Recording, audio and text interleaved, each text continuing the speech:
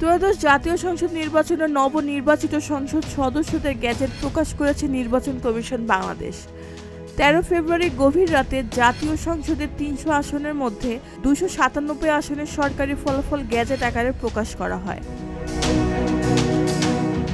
ইসির তথ্য অনুযায়ী নির্বাচনে সবচেয়ে বেশি আসন জয় পেয়েছে বিএনপি, মোট ২১২টি আসন। দ্বিতীয় অবস্থানে রয়েছে বাংলাদেশ জামাতে ইসলামী, যারা পেয়েছে ৭৭টি আসন। এছাড়া এনসিপি পেয়েছে ৭টি আসন। বাকি আসনগুলো গেছে স্বতন্ত্র ও অন্যান্য দলের দখলে।